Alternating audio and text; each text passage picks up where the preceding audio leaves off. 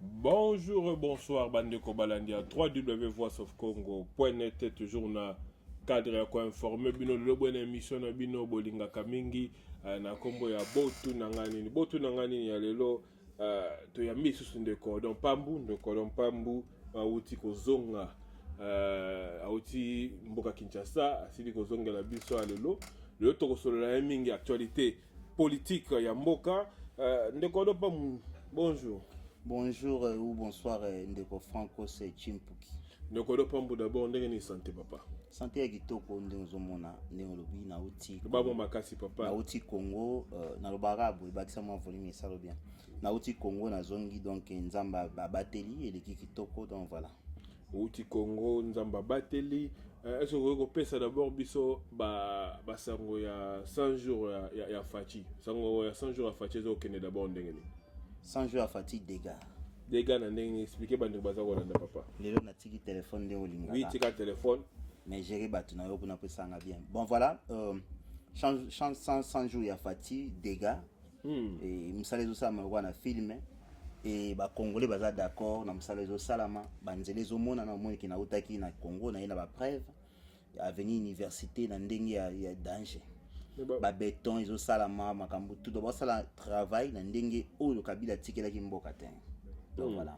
Mais ba preuve on bino moka boza komona parce que biso awa na diaspora visibilité ya 100 jours toza komona te makambo ezaka côté na bino monde boza komona ngoto nini parce que même ngai pe naza komona pe na ba misala ya ngote papa. Bon normalement ba site zoko ba Voice of Congo ba site mususu il fallait normalement to relier masolo pona bino nde mutu boza na audience ya mingi na diaspora boko ape ko panza yango normalement mais bato bazwaka CP TV bandeko na yo yebi the Boss Brothers bango bawazo ba RTNC ba mona musala nde yo sama na Congo oyebi ke ngana ko sa te soki likamba nde ngwa te na ko extrapoler yango te to ba vérité to ba bosolo masolo yo sama na Congo bato tout ba d'accord.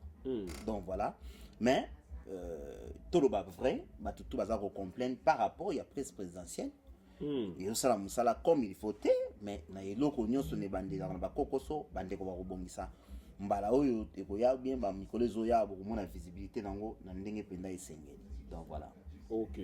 Donc bande na bandi bosili koyoka lobi ke mikolezo ali koya bo mona visibilité ya 100 jours ya président ndenge esengeli. Tokozela wana za promesse ya Ndekodo total la personne ko kokisa yango na zonge pa na yo susu présence avec son voyager trop comme on dirait pigeon voyageur mais il y a ça ko voyager na mboka makambo za koleka toza ko mona ba insécurité na Lubumbashi toza ko mona na est ya Goma kuna baza ko bomba batu makambo kili balobi ba voter qui était pour y voyager ba voter qui est pour résoudre ba problème ya ba congolais. Comment se fait que le président voyage tellement et makambo za ko le kan interne za ko s'occuper na ngote? Non, normalement baza na raison parce que biso to servir peuple congolais bana droit à déclarer bana droit à kolinga ba mona clair par rapport à richesse o nzamba pesa bona mabeli na bango. Là to discuter na ngote to ali bana misala na bango. Ndinga na vandia na ko discuter na peuple te. Comprendre? Quelque chose ali bien posé. Mais il y a une chose, makambo bomo na Lubumbashi, makambo bomo na ba SC, makambo lilote. Il y a ba merde o salami na ba vingtaine d'années.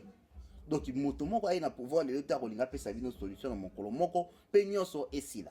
Ba voyage azo voyager, ezali ba voyage moko pona ko bongisa kaka bolamu ya peuple congolais. Omoni ba président mususu neti o alekana ki liboso wana sali presque 18 ans na pouvoir. Asali ba voyage combien o ayeba na ba président mususu ba kutani farafa na tour na yepe azo sa ba voyage pour l'intérêt kaka ya mboka yana ba voyage mo ya pamba te bino biki bo votaki ye pona a diriger mboka changer makam na mboka bo votaki était pour akende ko tambolaka mais ba biloko mususu pour comme tantôt aux États-Unis pour akende ko sala moi di solo moko bo na Rwanda j'ai invitation ako bo invitation na non il faut qu'il nous répondre surtout le kambo ya Rwanda aussi koloba le kambo ya Rwanda ba critique ezaki ebele ezara nango ka biso balobi d'abord eloko ya kende kwa ezaki forum ya ba CEO ya ba chef d'entreprise akende ko sala nini kuna ezaki forum CEO africain akende ko sala nini kuna en tant que président mais juste pe ba kende na moi légèreté balobi que équipe à président c'est comme si baza ba professionnalité parce que image na ye akei na Rwanda na mocassin alati chaussette te comment est-ce que kobi mabongo est-ce que vous expliquez ça d'abord makambo wana bon Francos oyebi ke toza ça la politique ça sapte mais na concernant teni yoyebi ke tobeta teni yoyebi yango rayon tobeta yango wana mutu moko awanga na yango te na Europe mutu awanga yango te tobeta teni. Alors mon cancer il a toujours sans chaussettes oyo azali na tanga ba belge be tantôt bande kona bango be tantôt ba papa kulton na tanga ba belge ba tango ndengwana akola tana epé na chaussette vous comprendre là ils qui débattent mais problème nanga ils moko ke kongola comment ko sera baissé ti na niveau ya ko contrôler ndenge mutalati akitaki na butu ake kokutana na président ya Rwanda bayambaki ye à côté na palais bazui photo baye ko chango en public vous comprendre alors na ba président mususu ya mboka ba photo bongo pe bima apete qui va roseler comme officiel au moins temps comme officiel à la petite cravate à la petite normal vous comprendre donc ils ont précédé le logo to dit sur yango te mais biso to mo dit sur yango ils ali mawa mingi mais to traîner wana te doit avoir ko update bat mais ce ko bongo na bato baza ko lobaka cracha qui sur ba mort ya Congo poye akende ko pe ko na ko lobande ni ko pe respect na ba mort ya génocide rwandais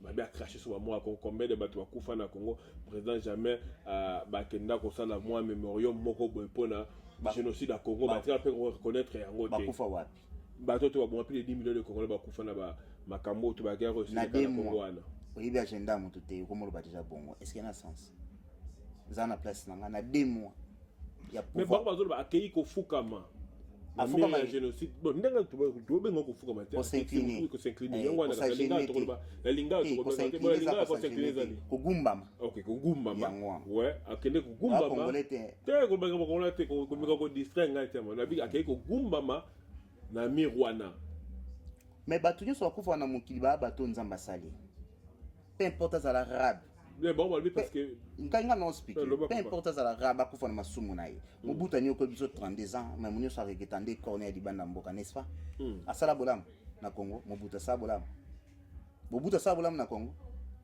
mais 32 ans o ya fait souffrir biso mais corps ya congolais ko se retrouver di banda ya mboka te est-ce que bino ko gumba ma ya moto ye moko na volonté na ye et puis si problème mais biso na Rwanda nganda ko loba en même temps to ina ba combattants sont sur place ensemble que tokotika ko kabula Rwanda jamais na Congo ba collaboration cause la coopération cause la baba pays voisin na biso voisinage en tokoboma yango boete to vanda na ba norme politique asali yango toujours interprétation cause la frère toko traîner sur l'interprétation batute comme to pesi état de droit mutu to amoni kaza na kata démocratie mutu to lobama mambo ya lingi ngasi ko biso ngala fande ndini loko tozo sala poto kende liboso et comme on a voyagé aux États-Unis et créé ce soit polémique c'est comme si makambutu alors au sala et ça recrée ba polémique oui tant qu'il y a une opposition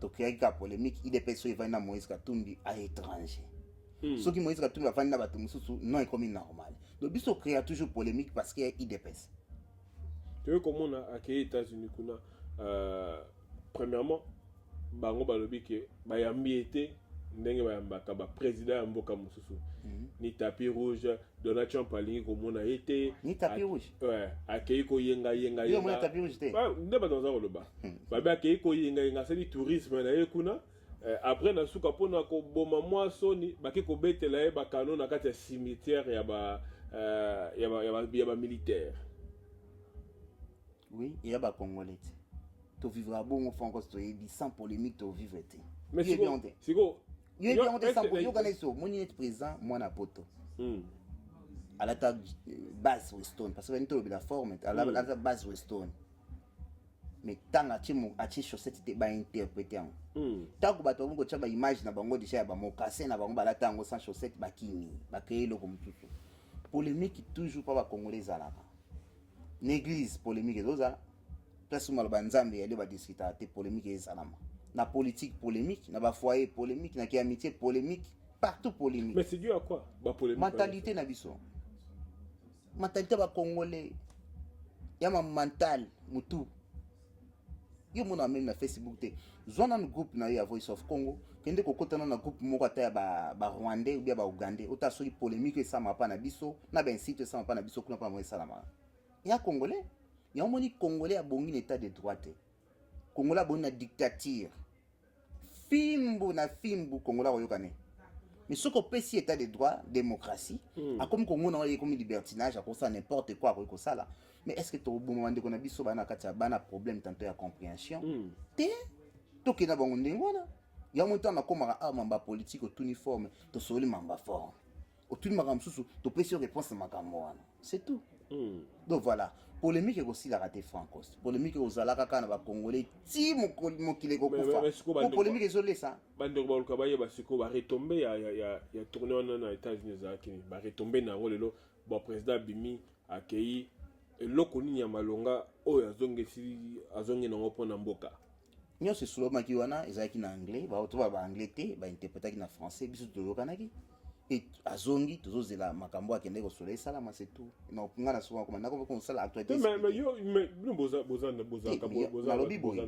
ba expliquer actualité te tolobi retomber bisa ba peuple baza kolanda biso siko ke président ndenga kendaki bon makambo boye ekosalama pona peuple congolais loko peuple azala posa ngo akoyeba yango wana pona ko sala synthèse ya nyonso déplacement nyonso ya président et pona bolamu ya mboka to zana makambo akenda kosala kuna ngana ke ba tende ni makambo te solo na anglais na français na miso mais ba yebisa biso ta 5 papa mais na c'est no 5 ndenge nini ngana to avancer dans l'émission na besoin écoute to makambo yo kana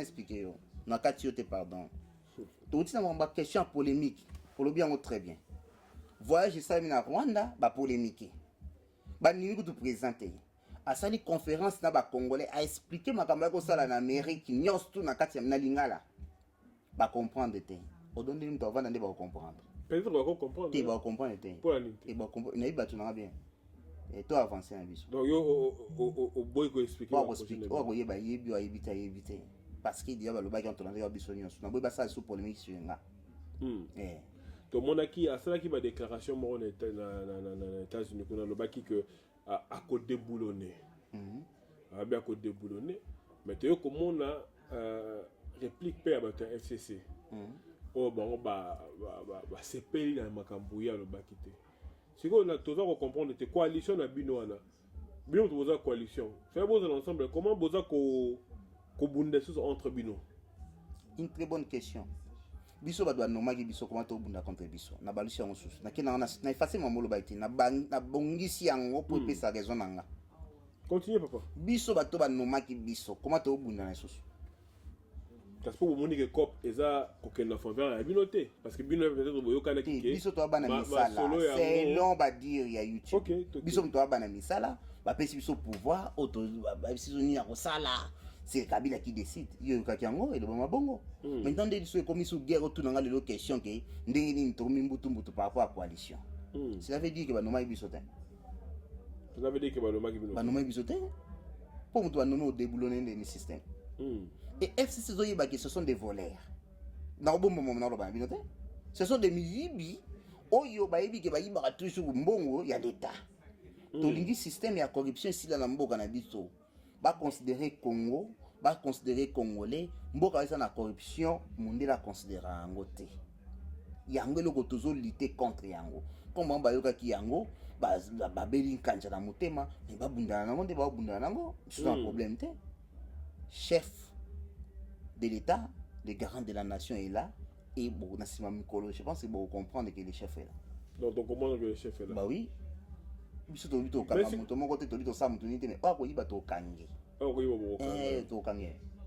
to kangi mais siko bato baza ko lobela o jen tingi wana za baza na makala musu pa Hollande sima ba bele ko bozo mona dès que risque ça quelque part parce que FCC la majorité baza na ngo wana ba ko ki pe ko tia machine en marche pour na ko démettre le président na balongola président de la République à bon te mais biloko sur la constitution permettre na bosi article on a zali donc pas émission auto préparer ko boto ko kutanga le logo bito ça l'émission mais ceux qui nous a préparé na sur l'article ben sanga l'émission mususu to panza aucun article wana voilà ça na président de la République te zana répondre o ça na boka ba ko longola président de la République kaka boy na tsanga kaka boy po siéger na chambre basse na chambre haute de bolongo président de la République non boke babiloko wana tantôt botanka ka article mais vous évitez l'on baka par article wana mais je sais que ta la bino ka bo savi on a pour sangani boagi majorité non je pense qu'il y a un principe mususu e comme à niveau ko de situer président ya ko longola ye ko déloger na place wana par rapport net par exemple le comme il y a mené tantôt trahison a trahi nation on comprendre hein bon bien il organise consommer par là ba ko sala yango mais bobo banga na binote. Mais est-ce que le makambo nyonso to moni ndenge ba élection za osalama par exemple tokina ba élection ya ba député to même makambo ndenge za considérer ba élection pardon ya gouverneur na sénat pardon to même makambo ndenge se dérouler liboso to la ke mo ba sénat ba beti bino film bino cash parce que FCC ezuba siège nyonso ya sénat presque nyonso 75% de kolo ba sénat et za FCC. Et c'est là que les combattants vont marcher parce que Bazaki n'a qu'à le président suspendre nini sénateur Moueba Sassouan Rezala qui était pour suspendre l'activité mais après moko le sous aye ko valider yango to yoko le kasiko na élection à gouvernorat tout le monde a quatre élections à gouvernorat même chose candidat il y a UDPS il y a Abimina 8 voix. Candidat, il y a FCC. Tu as bien 8, tu as bien 12. Bon, soit il 8, pas top Congo. Bon, je corrige, mais il y a 12 voix. Candidat FCC, il y a bien 29 voix. Ouais. Na makambo ya élection à gouverneur, UDPS musika ka gouverneur moko. Le lot, situation de Zanango. Assemblée nationale. FCC majoritaire. Sénat, FCC majoritaire. Naba gouverneur, FCC majoritaire. Bino, bozalaka étiquette ya présidence. Étiquette, ouais. Siko mboka yango boko gouverneur yango ndenge nini parce que ba poste oyo et gouverneur ka mboka ba institution oyo tambusaka mboka ezana maboko na ba. Babuka wana FCC. OK. Ba Rwanda te hein. FCC papa. Ba Congolais. Ba Roubeur après baza na kati. Comment te ba Roubeur mtana kati. Nena bandela ko répondre à question na kitoko mingi. Non, c'est pas une émission lelo parce que zana ba question moko bien fondée. O ezomi mabiso na politique to mikape ko répondre bien que tout tchabatu na confusion. Il y a une chose. Biso te mutu to luki merde to ko koma na niveau oyo na ko expliquer même millième fois na nga yango na expliquer bino biso to luki merde oyo to ko koma na niveau oyo to koma minorité biso moko to na problème wana la muka pesa na même problème cela veut dire que opposition peut ko sala matin na Congo parce que ceux qui opposition le BCG ba kuta na même problème o biso peut to na ngo le quoi to longwe déjà en étape oyo ya nomination ya président Tshisekedi bon ko comprendre ba noma biso te mbutu be aller entre biso na bata FCC to comme sikoyo na deuxième option be step ya mibale o to bengi FCC majorité na parlement ba sénateur bango ba gouverneur bango mabimi et a dit ya nini FCC zali famille na opposition ya ba Chibala tanto ba bo sanate.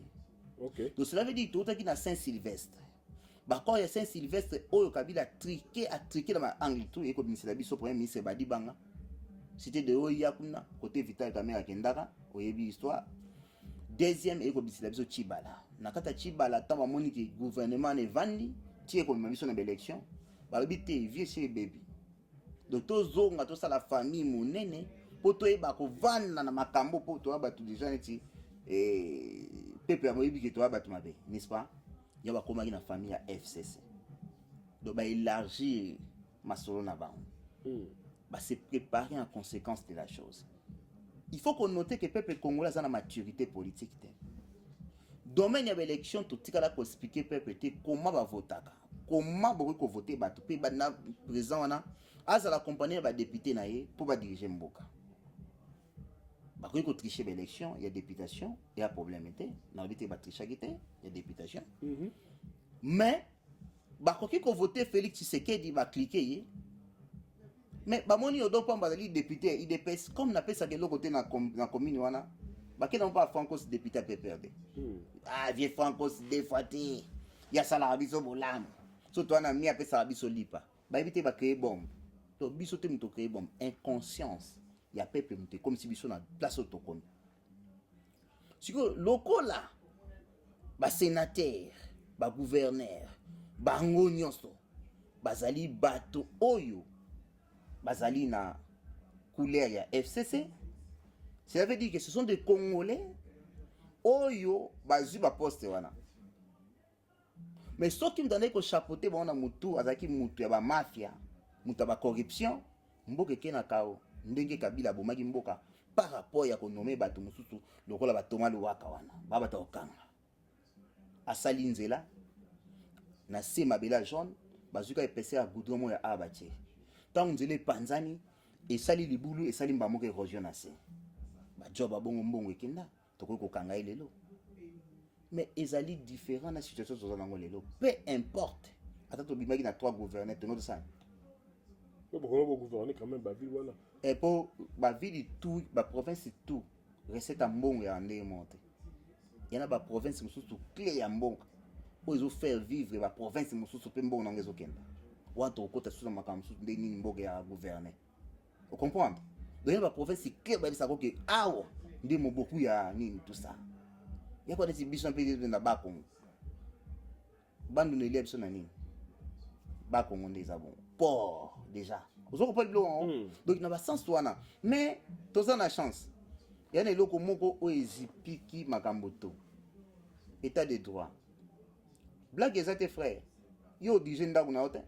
Place au bimi ozongi non gouverneur azo gérer province wana ils na ba section belé ba secteur belé o azo gérer et vous allez contrôler ba kangio na moi fraude ozana masolo na yo état de droit ndem tezo sauver biso moi moke bato balenga na bango te yo sauver bino moi moke na bi moi moke pona nini parce que soki elaki yango wana te muto ko sa makambo ya lingi soki quelqu'un président ko tsana soifé ya mbongo akosala makambo ya koyiba na bango. Mais biso nyonso toza na se ya loi sikoyo bakangi yo gouverneur osali mwa pepin bakangi yo papa okei donc muna mta kozonga na nzela ya bien tala déclaration ya FCC na butu après avoir koyoka oyo tantôt chef alobaki na CCCC basali baye koloba kete biso nyonso ndenge toya bongo tozanga mpo toservir mokonzi bayebi parce que obino bomeki baserré obino bomeki justice serré c'est tout. Mais bande comme susu ya ngambo ndeko ala muka ba baza koloba ke explication na bango zate ni paradoxe ke malembi explication na bango ezate ndenge za koloba parce que bango ba lobby boy na ba élection oui to koloba ya makambo ya mboka. OK ba lobby que na ba élection ici la koleka na niveau ya ba élection ba député provincial national FCC qui sanction totale. Peuple sanctionna qui bango parce que peuple alinga qui sous bato moko te o bazali ko travailler na Kabila.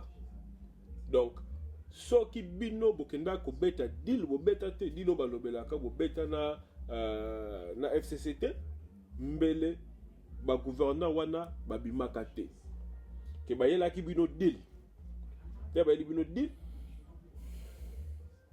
ba memela ki président Félix deal boy.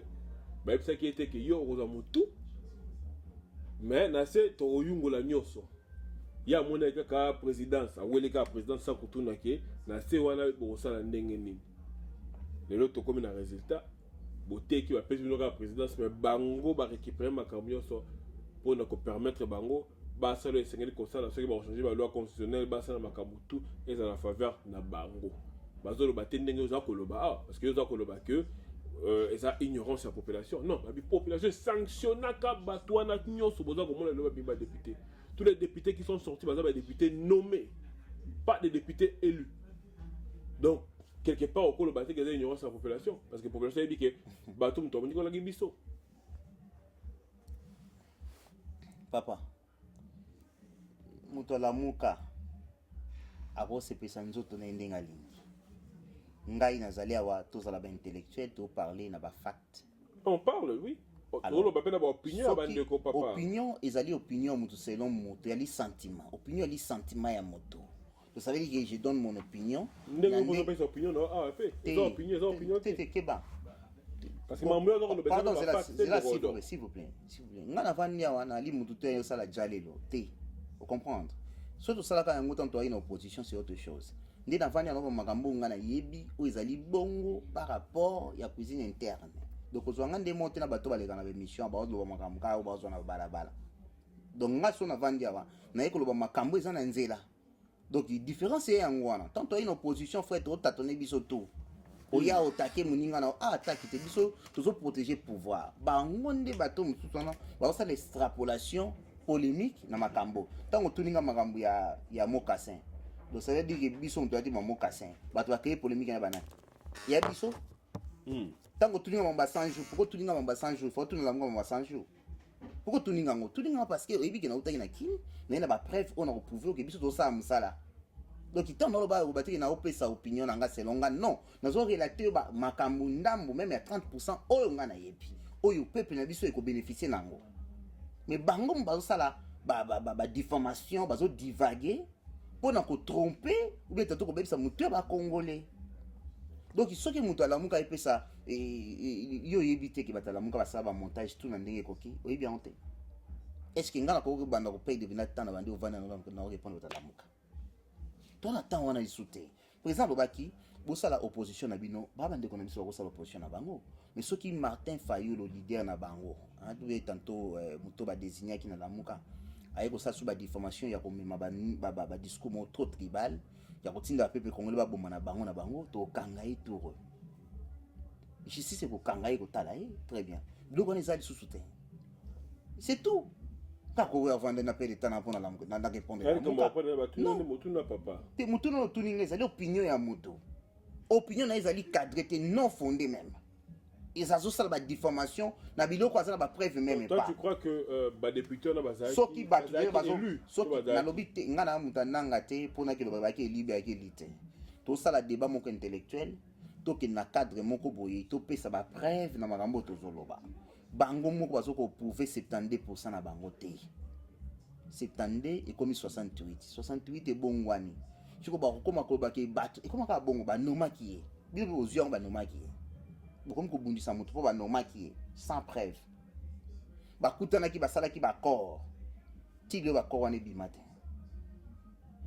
Ti le preuve mon ke zo bi matin frère. Parce que to mando quelqu'un na mutu lobby et ba proposa qui est ba bimisa ba preuve makamoni ezali ki ba tawana to na tout peut Congo a besoin mon changement na mboka na ko payer de temps pour na Fayulu ngana ke répondre à ba to wana. Comment ça s'explique aujourd'hui que UDPS vous avez 12 comment on dit députés na kati ya Kinshasa. Oui. Mais pour parvenir à élire Mutuna Binoté na kati ya Kinshasa. Parce que Bino na kinde bozaki na ba député bele ko le kabante ko misusu non. Nous avons un problème. Elle ka ba conscience ya moto. OK. Même mabalo tozo vanda ezo panzana de francs aussi. Et simbite to panzani. Mais yo mto sala ki choix, ngape na sala ki choix, mais simbindete. Et bo da parti politique ya moto yo ba voter ye, auti na ndako ni mokolo. A comme na niveau ko voter, bon mona ki nini scénario o ele kana ki même na ba sénateur. Bon de ko s'attendre nini, na comprendre pourquoi ba o craquer. Bon ko s'attendre nini pour na gouverner. Tout mais ça combien? Parce que deal o salamaki. Ya moto ba pesi mbongo na palin. Mais deal ane ko continuer na suka. Ngai je m'attendais na salle émission on a été parce que même deal ba kotika yango te tiba koma na suka bali mbona bango. Écoute, les alliés différents dans le balikambo va pas saisir yango. Au monde to kina kini wana. C'est pas que biso so linga to wana banda ko te to linga to so manda ko pour Félix a comme na pouvoir. Non. Net exemple yanga. Na okende yiba mbongo ya Congo pona sana ngo nini loko na sombite. Netinga exemple yanga. Donc ok pona servir mboka nanga. Oui, bien sûr, go futa ngai. Ba ko futa ngai, mais ba ko futa nga po nga na yiba te. parce que ekokuta nga naza déjà na makambo na ngai oyo nazalaki na yango. Mais sikoyo yo bimi na ndako na yo locataire oza na référence te place akolala ezalaka te oyekokuta na badila bongo babimisi yo député provincial basigere yo 70 000 mbala kata bo osani oteki conscience na yo. Tozovivre baépoque même histoire oyo papa Félix et papa na biso Tshisekedi avivraki na bamubake tout consort yango mpe mwana azovivre yango. Bato baza inconscient na IDPS ebele oyo nabenga batshisekediste banani idepsien sans idéologie même ya batshisekediste. Soki ozalaki tshisekediste oyo tshisekediste otrompe te fanko soyebi bitumbu bongo asali yango ntango IDPS esimba te na voice okomba ofinga moto liboma yo eyebi yango rien ne marche noir. Mais nga na opesa émission ozo comprendre le toza appelé le temps na pouvoir n'est-ce pas. C'est ça babengi vision aigle ko comprendre kozana idéal. On comprend. Donc oyo wana moni wana ezali bato na biso moko basali makambo wa biso tima biso ba biso. Mais c'est quoi pourquoi pas boyoka? Mais toi biso monte la muka pesa même. La muka baseni. Ba voter FCC ti boyoka onte. Ngana yo. Bon kingo ko monzaka na la muka te. Ai na la bango la muka te. Kasi bato mso ba voter FCC. Oyo bi onte. Do bolo bera oya biso mais bato so botala ngote. Yana ba buzo bo eleki ebele aucun balobi. Nana mona manga boyeti la politique à Congo. Donc papa na biso na bato wana position na même merde. Mais pourquoi bino bokana peut-être na bato la muka bo bakende quoi bon to ko za la to za bo mais bis na biso za ya ko déboulonner système oyo to yokana te to kinda ba élection gouvernorat to ya sénat bino bo cha biso poids biso to cha biso poids pour to bimisa ba député oyo ba sénateur na ba gouverneur o ba route na position pour ni bokana na bango te ka bolimbisanga momuke son excellence monsieur le président Félix Tshilombo alobi yango na bato mosusu te nga témoin. Premier résultat provisoire atindi message par Martin Fayulu réponse T. Deuxième résultat définitif atindi message par Fayulu akomponaki ke to abana mboka to ça la force pour to kende liboso réponse T. Frère Momi azatin mutu mo aza PDT bolimbisanga tanto ebimi bongo mutu azaka na ba pratique wana bolimbisanga mamoke oyo mutu akobala moninga na ye mobali. Après avoir qu'on se ramba il bosso quitté yami balé quitté on s'en fout et tout même qui pour le bango tala interview ya Vital Kamerhe na Martin Fayulu na RFI non otala ngote alobi même si ngana ko za premier ministre té bo pesa biso 100 députés na bino biso to zo oyo quelques 60 quelques to nango to meka ko sala fusion wana.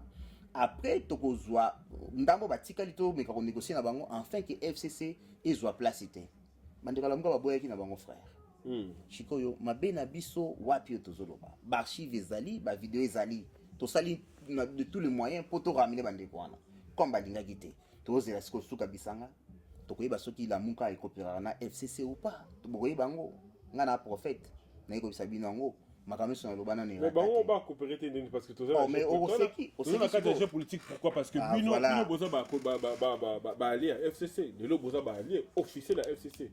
Donc le FCC gagné ba site ya ba gouvernorat wana bino fait bon CP là. Non ils a bon monté. Mais pourquoi pas parce que vous avez la bonne coalition.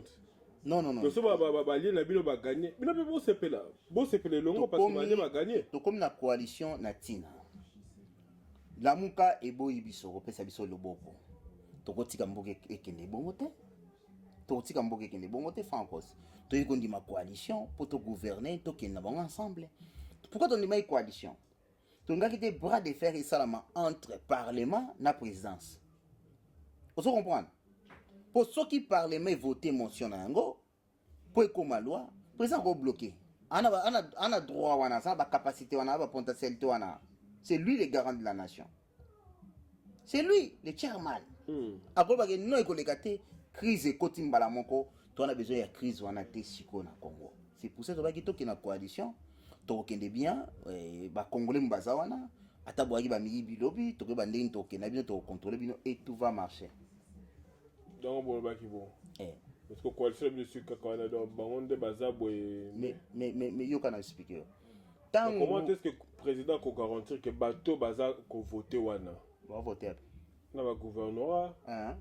bakosala mosala ndenge elongo bani par exemple exemple des réponses non ndeko oyo auti kokanye teke bale ndeko oyo auti kokanye na Kinshasa na yumbi kuna baza deja kokotela na makambo ya bato ndenge basili kokufa problème ya te soki bakongole bayebi ndenge wana justice ezosala ya Congo bakota plainte na bango na justice totala ndenge ekosukela ye c'est tout yango toloba tobunda kwani le président est là alobi état de droit wana bato mingi bayiba bango bandako bakata bo bandako pa bato bazwi ndako ya Francos ndambo mingi baolela deja bazongisa bandako ya bato so tongaki ekomi ndako ya Francos soki omoni ke gouverneur wana bimi na yumbi akreaki badega abomaki bato bokende funda ye baokanga ye yango wana ti loi wana sikoyo omoni loi oyo ekomi likolo ya bato tu yango te sauve biso mpona motu to azonga normal awa tomonaka toza na mboka bapeti ebele banda kosala makambo ya buzoba misapeka mpe kobeba leo mpe basala mosala te oyi basala job bapeti ebele banda kosala bamasa ebele banda kosala oyebi yango mais so bakangi yo ke prison ntango obima moto ezongi moto est-ce que ndenge ezana quand même quelque part est-ce que quand même d'accord avec moi koloba que FCC ceux qui va mener une vidéo dans le parlement dans l'assemblée bakoy kosala ba mener président vidéo côté gouvernement bakosala ba sangote ne ba bisoki balingi yo tuninga question to ba sangote yo mto sala ngo alors tu soki balingi te so yo kana expliquer yo na répondre pourquoi président na kende na state kuna atsengaki bango ba aider à déboulonner système dictatorial wala asengaki bango te bolanda phrase très bien alobi ye mais nazo soutien ça veut dire que senga te mais ça ko senga mutu nyo sa soutenir soutien pourquoi te mais normalement soki ngana moni ke ngamona ko sala likambo te bolingi changement en Afrique bolingi Afrique koma lokola bamboka oya bino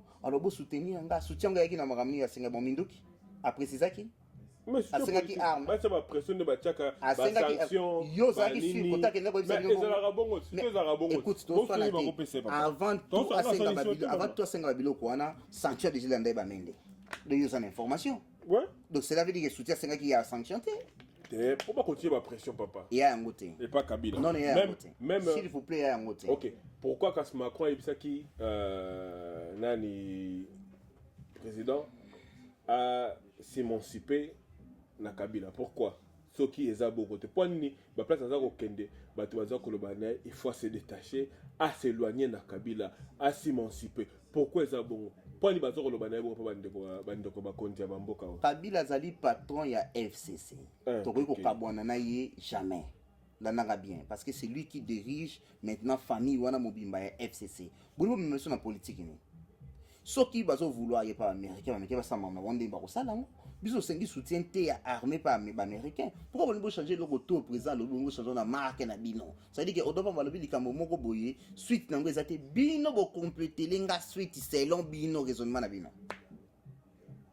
wani komi kindoki komi kindoki odo lobi likambo moko boye donc nde nazo bima sikoyo mais yo mbamo lobi ki aloke Tottenham qu'est-ce qui prouve que Tottenham munde la raison na bongo te alobi s'émanciper na Kabila yo kana expliquer yo tozonga makamuna na Washington asengi boye alobi bon ye boule na ye ndenga na pouvoir il faut déboulonner système wana obi système ani ya corruption bolanda bino moko place a outi na ebandeli na place a komi na discours je pense que totanga ti so babi ba pesi yo mbala moko historique moko boye babi na histoire ebandi boye tina suka bo pesa biso idée générale ya iloko oya lobani ke papa zwaki likonga akoti na zamba bomimi ya mabimi non c'était la chasse yango wana idée parce que akota na zamba bomi ya ekolisa famille et donc elesi famille nini ya di chasse akende ko bomana ngo nyama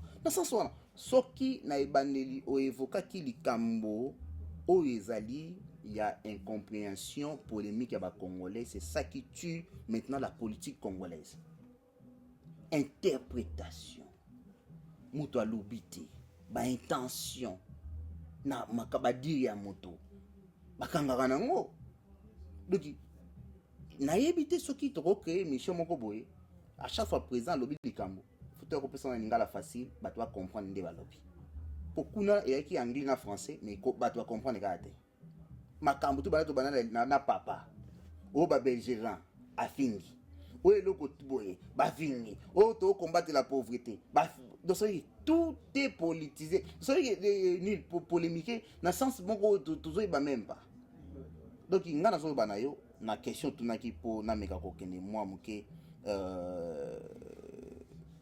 mopanzi te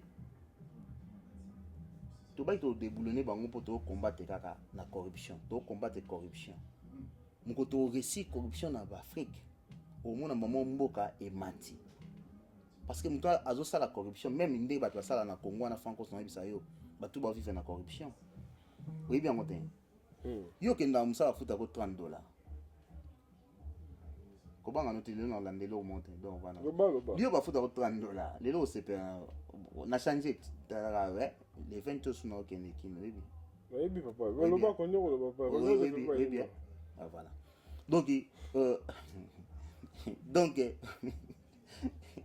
yo bafuta ko $30 mais chaque jour bafuta ko transporter moyaka na kana musala ngo okolisa bana baotanga na université mbongo ozwa api Congo mutu todo vivre na corruption ya ntondo bato déboulonner système wana ya kimoyibi ya batu ça ba bola bola o moni pa ko déboulonner Kabila na ndenge na yake funda justice akesa pour biso pesi biso déjà état de droit o ya moni ke ka ba preuve Kabila kangisa ye c'est l'air maintenant to ba ki congolais maïla za rapi tu comment on appelle moko boza répondre na nini on répondre na eux mais je suis pas satisfait mais bandé la question tozana yo non parce que on tuna ba sous question va to le pas mutu moko ya biso moko pardon tozali boso ya congolais okimi po bien répondre voilà te mubake mais sur répondre de tozonga na question yo to kende ka na epona yo te pona peuple so qui te convaincre yo te na convaincre bango to le asili kolobake si Félix Tshisekedi veut déboulonner le régime de Kabila, qu'il déboulonne d'abord le résultat des élections qu'il a négocié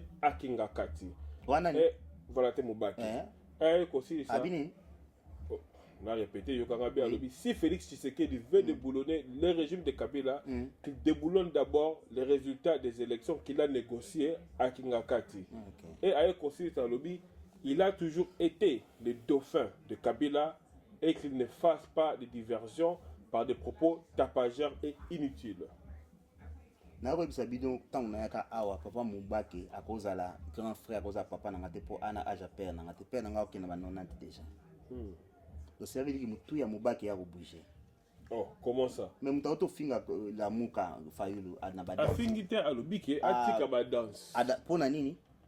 Président Félix Azana oh asalaki mais yango wana il faut botangi yango te alors qu'il faut aller président na c'est qu'il faut ma compétence ya nani alobi ke po azaki président na rassemblement ye moko andimaka na rassemblement lelo akobima te abanda kositake na moto ye awelelaka comme c'est premier ministre na place ya Moubaki c'est qu'andima ba compétence ya Félix esukaki wana donc cela veut dire que papa Moubaki aza moto moko aza déjà perdu.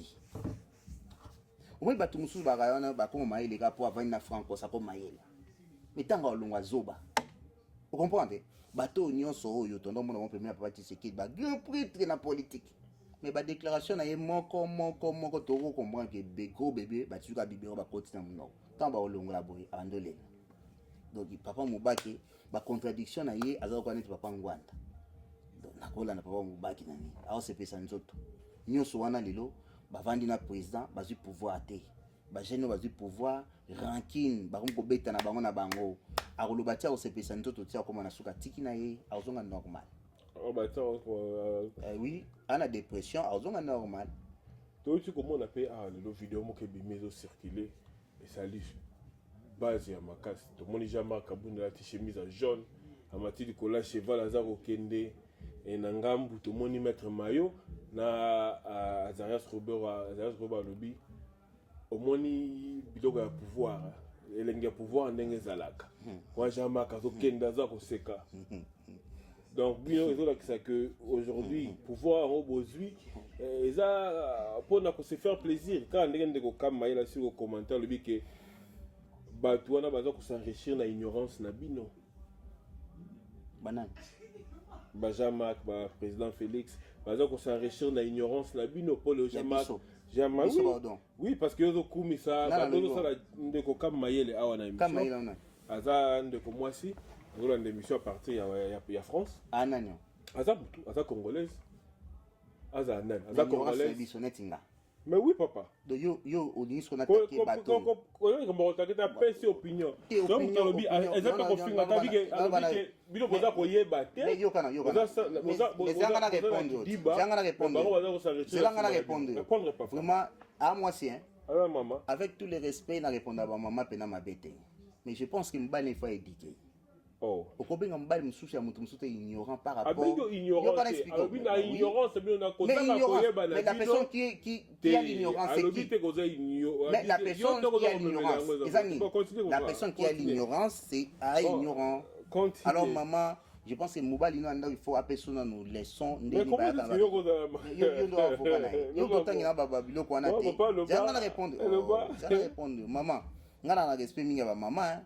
Tout ça donc je pense qu'il n'a aucun même pour ça au centre pour répondre.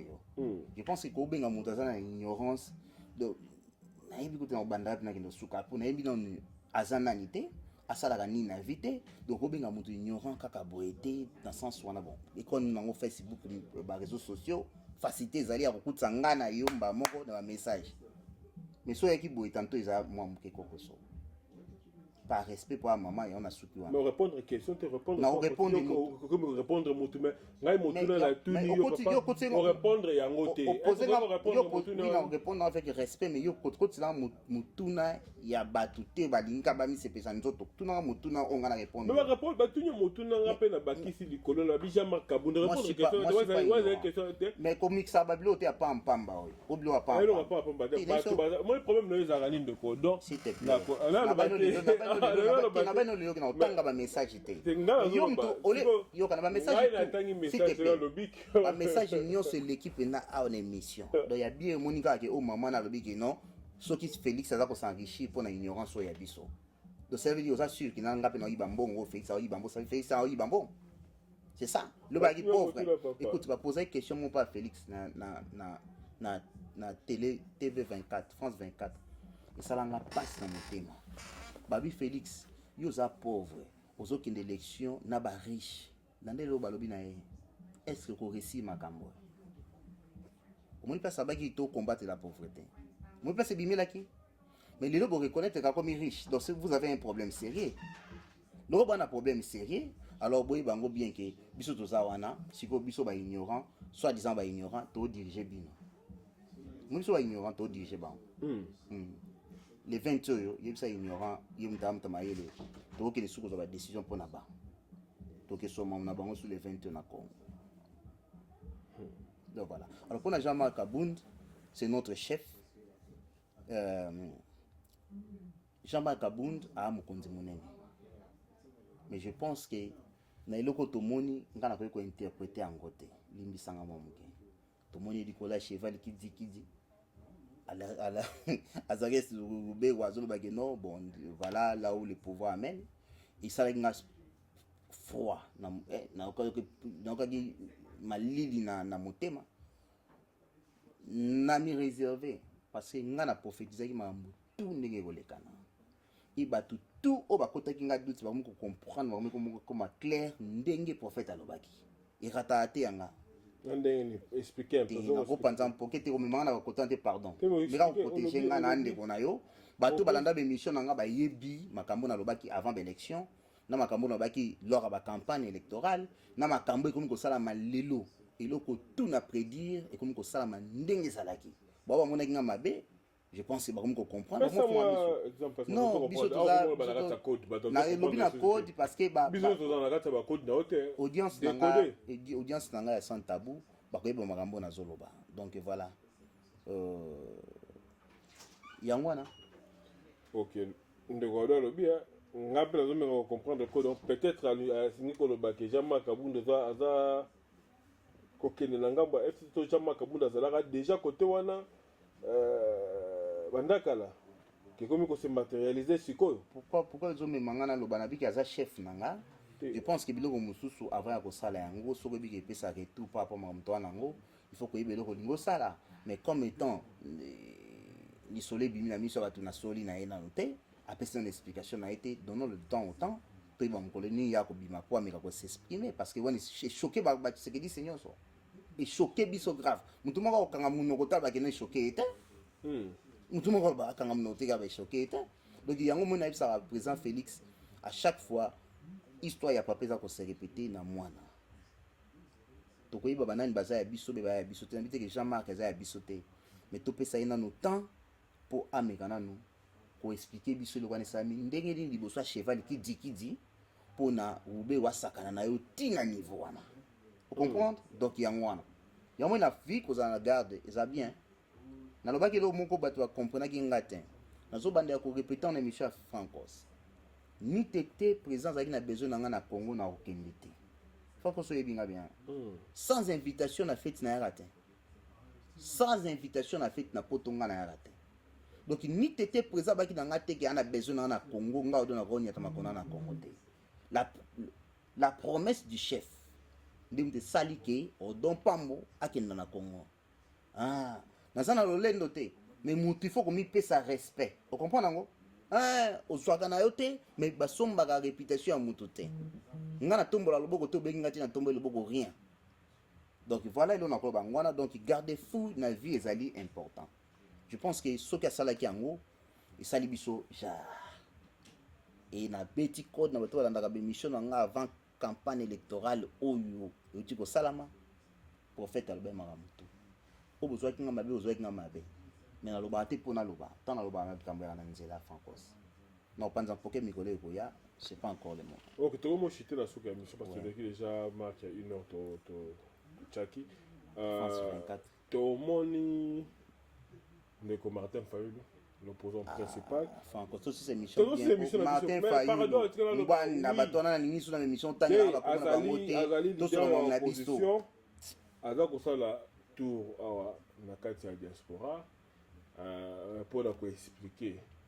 Asali tour na tourner na kati ya diaspora ba pour la ko expliquer d'abord tricherie si la ba ko sala ma élection selon lui et en même temps tout le monde qui na le cas qui na Voice of America batuna mutuna moko wana la six like mutuna na que vérité otika la vérité et que Tshisekedi ndenga na akosala eloko moko te parce qu'akokuta na résistance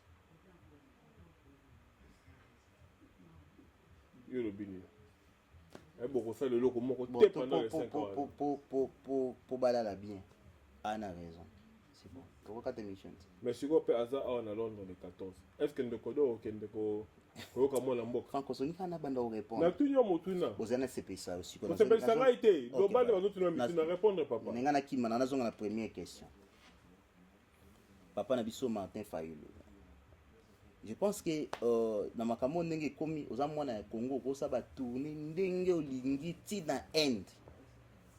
Landanga Franco c'est pour changer eloko moko te ningungi akotika kotelema pona yo parce que nga na komi nzela Congo ekomi wana ti na oke na nga barking na oke na nga vendredi na zoki na lundi frère donc réalité na Congo eza mara mosusu mutu moko telema pona Martin Fayulu te en plus explication ke ndiko pesa na ba poto tango tambola équipe la yi biso to intéressé na on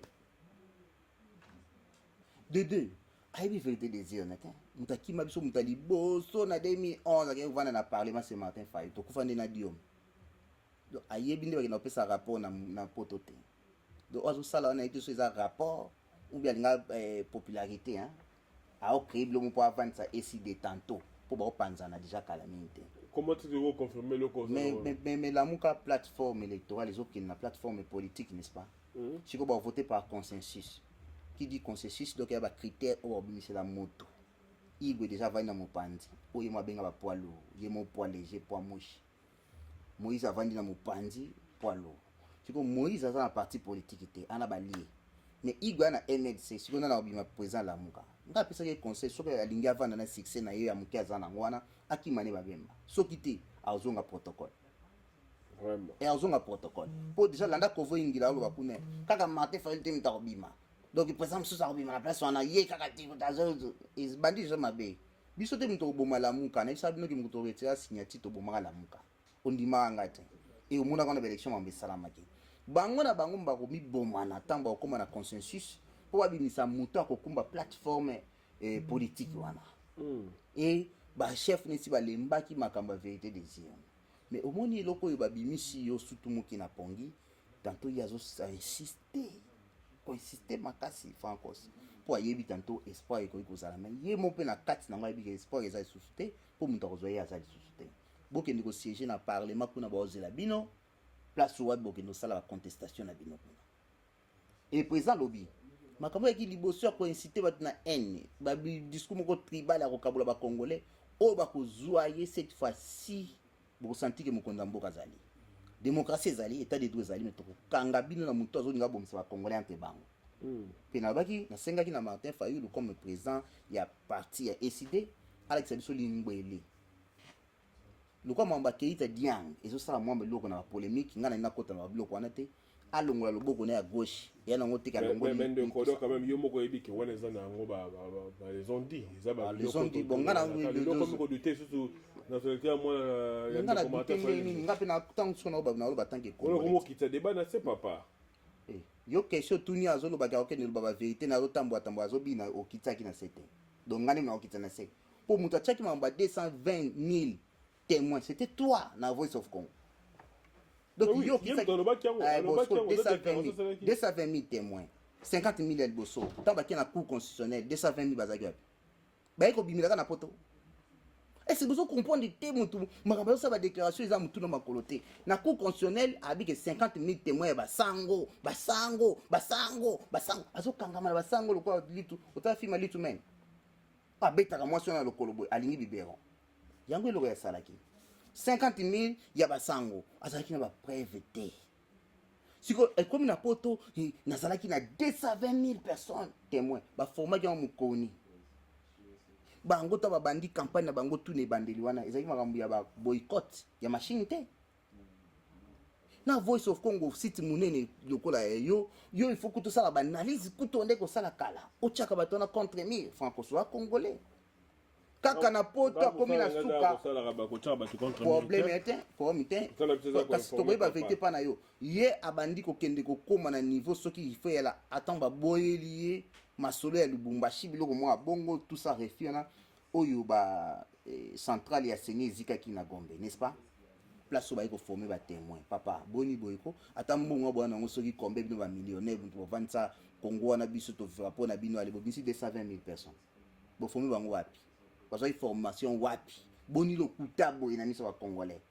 je pense que to enterré dossier wana na Kinshasa okotika mo place ba osoma kama tipo souffrance na Congo hein muto speaking na Congo za sibo tu tete to sabe mission na yo hein omaka odo yo obeta mbule belo kenda Congo te na vandia na olumba solo Congo ne na abo je pense ozo yo kama donc muto speaking na Congo ezate Martin Fayulu sans impact kuta opesa meeting ni na Congo bato ya ko nene aozo batusu ndo baya azoka bato kota Kingasani côté ya bandi ko changer na bango mais il y a un problème te il y a dit fief ne pesa botameti nde balobaki muto avoyage ki na 1976 agesa la classe na poto alitanga zongi na Congo ta zongi na mboko akenda ko bali na semeki na bino alors pour na samedi invitation na tina na mote ozo na tina na mote pona ngamu to kwa bo pesa invitation pona osani kuno kutana mona mboka makambo to lo ba peut-être ba mitula mfi poza na wa to no kende pe ko to na ngai to ba na be bisa na ngai ngape na zipe ni traffic card na sombi na ke ko bana ti na ba kita na King's Cross ngai na ke na King's Cross après ba ko na salle moko ko ya ka na salle pour to ngai na salle oui bido ba ngati ngai ke na Geneva na interview mutu mo te ba mutu ba oganga na yaki na video yo mona ngoti ba ministre nyoso bazawana o bazali na chibala banda ko ganga dépositaire na linga interview bomona ngwana bolinga ko na sala interview kuna Geneva nana tango wana te frère bato ba poli bato ba gagner ba vana bato ba poli te nga ko yanga tuna question te vérité ninga na ko yeba kuna vérité ninga na ko yeba kuna bonina pesa mutu nanga non na tango wana te na tango muna ba mo ka sala invitation na misu note no gesani na misu omona nga na bandi odom tala yiwana ngai ba bengana kende pa ya muka ba pesi invitation na mituni nga mona kata mutema yango eza tentation une frère nala la ponte na kena la munga ko tuna question nga mais pourquoi pas le va tato mutu nange bouger to cité tout temps moi 2-3 questions à bando pour mutu ba kuto le fond la ligne encore moi 2 au fond la ligne un réseau c'est tout remonte que déjà une fois le baron avant émission parce que émission dans le but est improvisé yom to la kai bango ke improviser émission vous avez préparé ce que vous avez préparé tout fond tout ça mission notre préparer mission tin ndeko moko komi système mwana Congo ya lobi oza mayele mingi te mangwele eza kaka mpona bato oyo babotama na 1970 à 1979 c'est normal aza na mangwele te wana azobafamata fayudwa aza na mangwele te mpo aza série 6 1960 omoni ke yo nde oza malien po meza te mais mama na nga na mangwele mama aza 40 et quelques ana mangwele. Donc je pense que Bangolais va côté la Bangolais, Sénégalais va côté la Sénégalais. Vous comprenez non? Donc cela veut dire que bon, on a évité maman na ngana mangwele. Donc voilà, bon on a exacté que place autour ça polémique ngana ye. Je pense que son ngana malien c'est bon et ba malien ndi mutsuko dirige comme. Mais maman na ngana mona 40 et quelques ana mangwele. Ndeko Chantal Yanzambe ya lobi boyo kapeso ni Lamuka avait les comptes rendus à qui? UDPS a fait coalition avec FCC. Faudrait-il demander à la Mouka de voter UDPS ou FCC? Réfléchissez très bien. Oui, elle a raison, mais il faut pas accepter qu'elle va voter qui. Celui qui a fait, quand on se va faire free au Sama Balingi, c'est tout. On a évoqué quand il est passé pour comprendre que Sama na côté quand il y a UDPS. Non, il y a ma conscience, il y a moto na moto. Donc il y a moi. Il y a ma conscience, il y a moto na moto. Oui. Tala ce qui m'a question monsieur Ezali dès comme sous sur le bin de Germando m'a bien lobby mes chers frères au lieu de parler des institutions du pays Botelemeli na Batu et vous dites des choses sans preuve richesse Ezali wapi comme Atali Kolo ya abi bon le message en moi message en ekei kaka boto message ko ko ndenge mbula to que le message peut-être bon mais c'est je chuté zo kita nomona ndeko mosusu alobi soni nde ezali soni nde ezosala yo okendaki projet bokendelaki esimba te moyibi okendaki projet nake projet non ndeni projet okenda Kinshasa esimba mais ngana ke projet neni ya benga moyibi moni ba insiste tango bongali na répondre c'est qualificatif problème te ngape na qualifier si te ko nganga nga poari te nadina apprendre na ndeko na projet monté na projet monga na kosala te pona ke na esimba te te ngai batutu bayebi ke na lishusu ya président na kota pa président so na sengi na mona ye na mona gaye vous comprenez donc mambo lo ya YouTube nga mamna osala ya YouTube te je pense que jalousie mte sala bato mako yo abenga muyibi ne loko tatonga na sala te nga na expliquer ko bien a franco si yo kutu mto va na ko expliquer bango na no vie ya muto avandia je pense que biso le tozi pouvoir ki muyibi net ya biso na Congo ko zalaka te pona poto to sala ko to ko sala o bato bayebi na Congo pe to na place nyonso o to ko cha mutu na ndenge ya ko za déjà bien de ton profit mon côté to ke ko s'enrichir ba rêve tout to ba to sala na vie to sala ngo avant Félix azwa pouvoir ba rêve pona nga rêve tout na ba na sala na vie na sala yango avant Félix aza na pouvoir et loko tout mutu asomba na vie nga na somba yango avant Félix aza na pouvoir de là on est aussi na ke na Congo pour na ke yiba mbongo wa congolais je pense que zo comprendre te to sala plateforme mon quoi na poto yebi yango plateforme ya charité te mais cause so tchaka kuna na plateforme na ba mbongo na biso a passer to tchaka pour noto aider bandeko nga na uti Congo mais faut mo ndé bato ba souffrir na Congo ozo kaba mais ozo comprendre que mutana commerce à 6 000 francs vous allez na C à 5 dollars alors au kabeli mutu 20 dollars a fuka mi loko za nzambe de tout ça ba sacrifice mo to la présent Félix a pesa biso te pour biso to aider mais tozo ko aider bato pour changement ikota na mboka metoko ko kayango te ozo finga mutu ka muyibi ka boye penza papa na internet tanto mo sa tshilo na ndako o finga nga boye mutu yebi bongo yo ya qualificatif donc ça veut dire que vous avez responsable ya koyeba pe mutu avandi so yebi mo mokete osupe munoko kangi donc voilà yoma biloko tozo ke na Congo ka boye président Félix Boba n'importe quoi biso tout le monde demande biso ngo mais quelque part Congolais faut expliquer ka yozo ça qui n'a temps pas comprendre Donc si on pose question mais on qualifie mon tout Maman Hélène Poyalobi, c'est faux. Fayoulou est né en 1956, voir sur internet, et en plus il a étudié la 6e année secondaire avec ma grande sœur. Italie est une grande sœur. Mais yo, bobo de combien? Oh, yo can expliquer donc mon boy. Yo can expliquer. A voyager bon ngana ina ko to mate fa to yum to ko tsaki ngapuna. Maman, atanga kina grande sœur na yo. Tozoluka mutako ya ko sala ba justification wana awa pona ba congolais. Ngana lobite ke na nde moko ya faux. Balaba ke ndaki poto na 1976. Papa na yaki na pas na 1976 ke satanga na poto. Azonga sute. Kozonga yo zonga na poto na 90 tekeli. Directeur kota Cameroun côté kuna tout ça botika ba biloko boke na biso gauche droite so to na bolinga Congo mutu to akozonga place moko poto kumba makamwana ezokenda ngana bitika Sénégalais na bi baza ko douter na nationalité na ye soki tembe Alex biso limbeli na ye c'est tout muso abige ya bato mangwele ki 70 tina na air côté mo boy mais bana 60 et quelques mais bana 60 et quelques bana mangwele ce qui le tombe de temps au talango, pas moins 60 et quelques atal limbeli na kota gauche à mon yango. Donc il y a un peu sur la tête nini, ngao na ningi butu baba ngambona sur la ngote pour un niveau na biso sous. De comme maye la tuni Odon, Félix a déboulonné avec quel pouvoir? Pouvoir ya présidence. Il y a pouvoir de il y a bien pouvoir za nini de bonanga. Autour n'a pas quel pouvoir? Pouvoir za nini? Les amis yo expliquer papa. Est-ce que fonction na bobo sa différence entre fonction n'a pas pouvoir. Pouvoir les années, ni fonction les années. Il faut pas voir ça la différence, voilà. Hein? Ouais, de moi supporter malobana de Augustine Nicole Kalonga ya lobi de quoi nam susakosi Mangwele abatu ya série 4 kutu bazanango. Ah merci. Il y a un monde ba maman Nicole Kalongo yo. Il faut ba ya kana basi mususu neta balamuka ba commenter ça la bango interview au senti nanu bagage au ba maman et IDPS barana. Ndeko kama insista lobi papa Odo Félix a côté boulonné ndenge nini parce que azaka kana gouverneur moko. Yep. Oh ba ndeko nangai. Autre une question qui toko.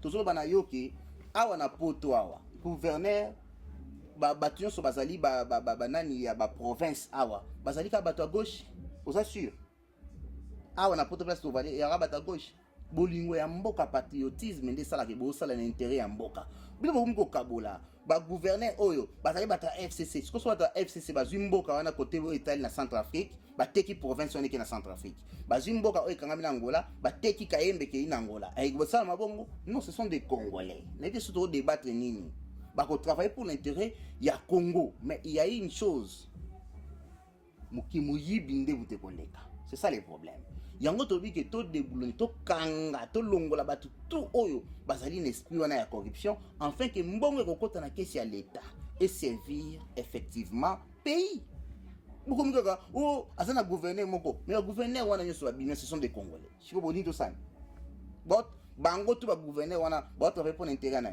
ya Rwanda il y a Congo Brazzaville, mais c'est pour l'intérêt, il y a RDC.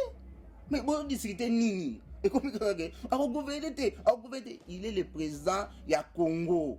Azo dirigé par Congolais. Batouana tabaki mi ba Congolais. Bako dirigé par province ezali na Katia Congo. Mbon wane ko servir na Congo. C'est tout. Il n'y a pas un débat là-dessus. Mais comme bisou to côté politique, on toujours ko divaguer. C'est pour cela place sur ça à débattre, tout le monde ça à débattre. Totonga Congo, tout ça la mission na Congo et Congo et Kennedy. So avec Fachi, to fatisation ezali, peut to fatiliser bino, peut beaucoup comprendre, tout le monde est comme d'accord. Au moins d'accord au moins Gino Will, a comme ça Félix net écoute kolekanga.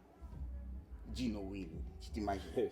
Oh l'oubli à la qui sera une résistance, vous sentez que la télévision tremble. Et ça qui bâtonne sur bois banane, on a baptisé bino moko aux baptême. Moko les sous fourmi rouge. Yende mon pape na biso. Eh papa disait eh bon, donc yem tazo animé ba tonto ba ofinga biso. Ondi mateke ya bango ba changer lelo hein. Ah wa pe kuso ebiso na bato no mususu na mboko kutroyebi. Donc ça veut dire bofinga ki odon pambo pour rien. Le prophète est là.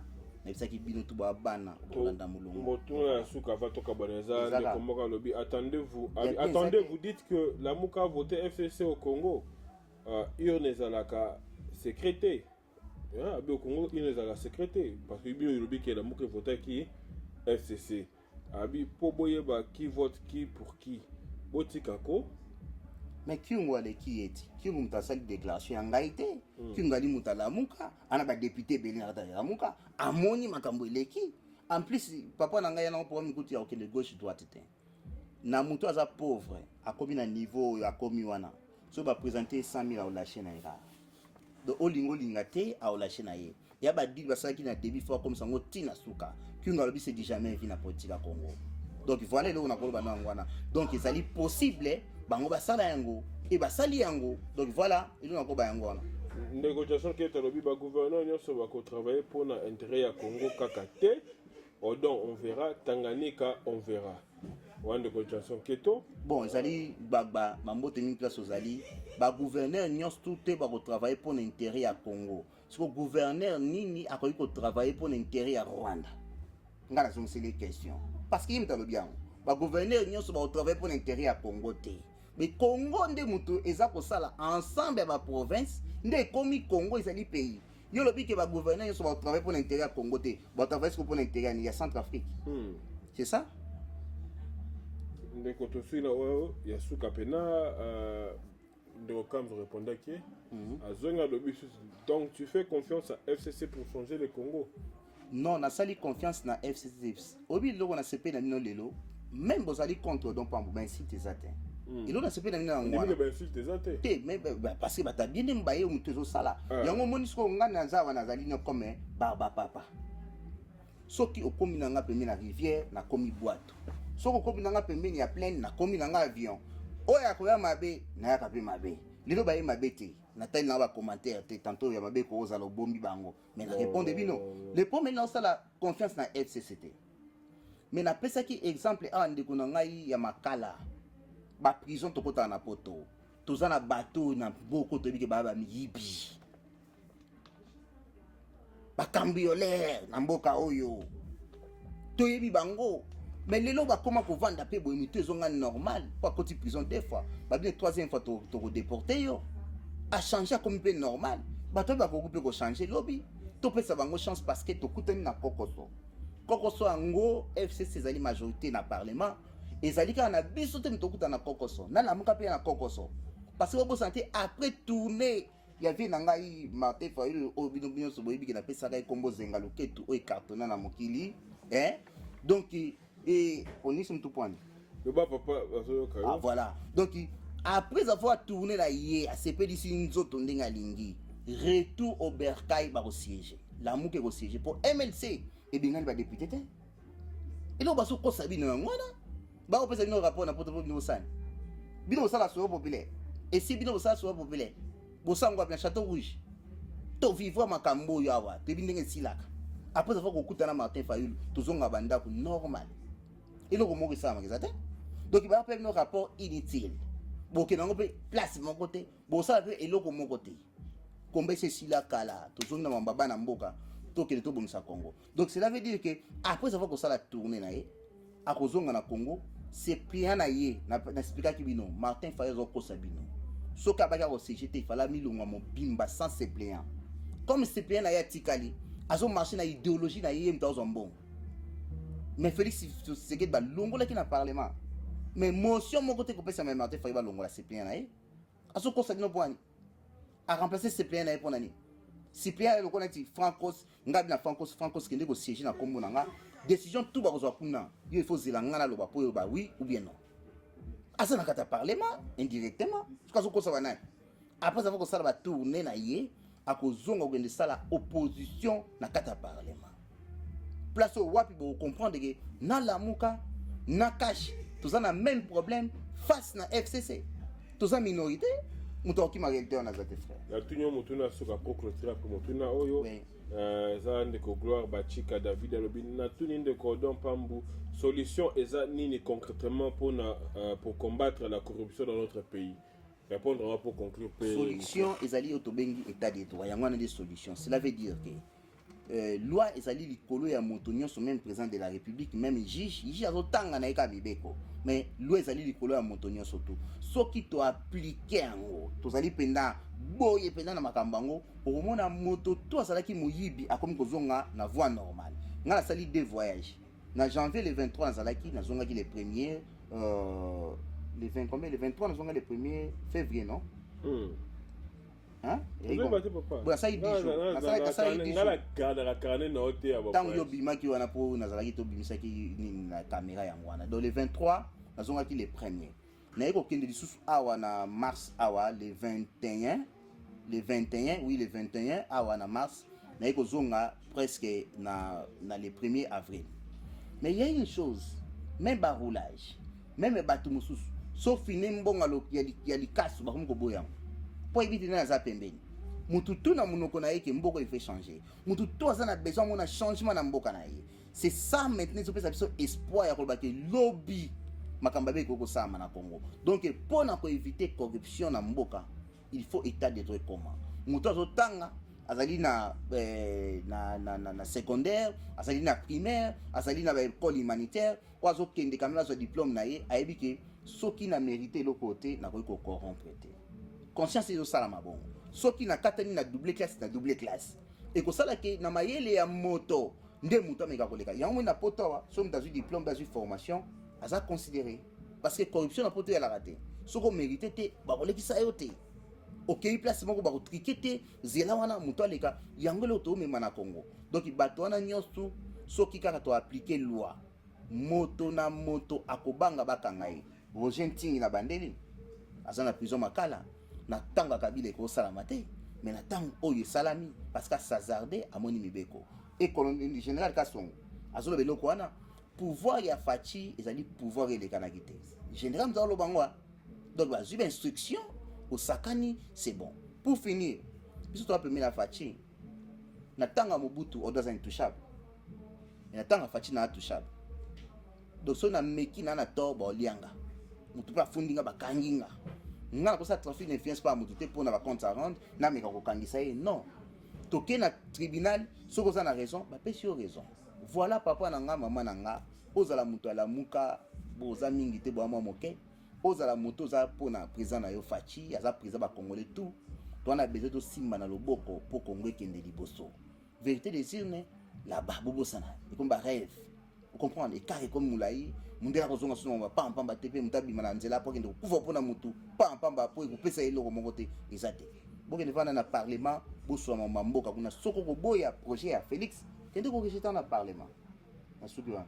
Merci beaucoup na bandi bandeko bosili koyoka ndeko don pambu na ndenga asili kondimbola awa na kati ya Voix of Congo. Je pense que la prochaine fois to koyamba pena bien parce que l'émission c'est qui improvisable mais biso awa et à côté na plateau boyema to soli quand même malasima kozonga awa nga pardon bosana bato ya lamuka balobi ke biso to ke de boka mabanga ba tomate balobi te beza ba rumeur ba soupçon yokana tikanga na bomon bien avant.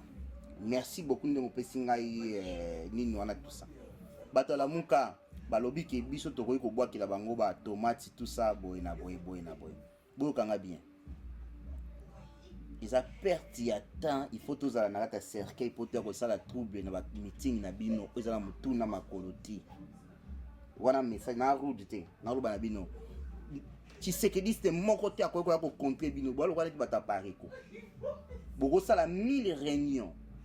Jamais bokotika komona biso to ya kotelemela bino to ya kopanza bino kutu to pesa no s'intéresse kutu sa bino lokote kana poto to te meto ba tomate te boni bo créer base na bino ya batu na bino moko bo binisi bango ndenge l'idée na bino afatema na s'intéresse à tout na to lingi minduki antilo bozonga bino bo créer makambi slogan na bino bo répondre la slogan na bino biso pendanga to tinda batu penza c'est que mbongo ngo soki ya $20 il faut na lia ngo ngamo na restaurant na kebisa $20 na pesi mutaki panza mitinga la na poto place ba se pesa nzoto ba na ba jamais ça maté botika rimé na ngana bomi bien avant parce que eza kutu IDPS mtego sa bino lokwa na boyebi bino nde mutu boyaka oya biso ko panza ndenge za kikala biso na ta ko panza ile na bino te po yango kutu so bosai ba kenya po wa butina ni to panza poto zwani do botika so manka mato vanda calme bosama na bino ça état de droit bwana droit nango koza na opposition vous avez les droits tout ça ko sama kamso bino bolingi na kimia nyonso nde topesaki bino beni bosalaki kuna meeting boye na Congo na ba Congo bosali meeting boye na Saint-Thérèse tout autant bokozonga bakoyamba bino pe su na aéroport so bosala susu na Saint-Thérèse placer zozela bino kuna mais to toucher bino te ni gaz ni Masasi pour vos impact message à moi.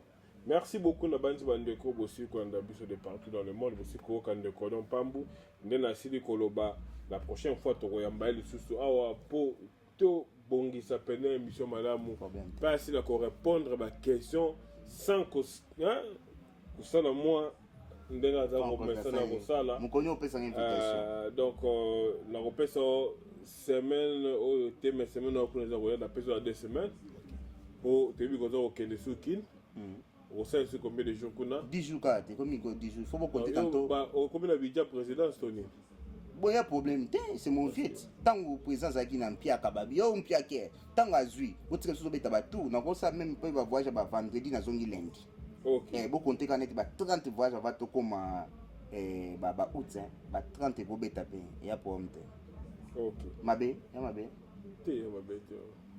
donc merci beaucoup na bandi to siliko kuta na bino sur la prochaine fois restez branchés et avant on a beaucoup de rester branchés na resanga na bino bo s'abonner na chaîne YouTube na biso bolanda biso na Instagram pe ba o bazana na abonner na page Facebook na biso bo s'abonner na page Facebook na biso pona kolanda ba news mikolo ezali koya tokobanda komultiplier ba émission donc c'est émission na biso Vox News oyo banda komela bino ba actualité politique nyonso to banda kangisa yango esika mo pona kosala yango pe tokobanda pe kosala Vox live wana kosala live pona bato ya Lamuka bato ya FCC bato ya ba plateforme tout ya cash boya kokota na live to diskitaka ndenge esengeli na mikolo ezali koya wana kozala ba live donc so voyez problème te exemple wana eza makambo ya ote ya fachi o non eza ekozala pona peuple donc eza ba émission et quoi la micro vous allez préparer un donc restez branchés sur votre site de référence voicongo.net to kuta na bino mbala sima à la prochaine bye bye.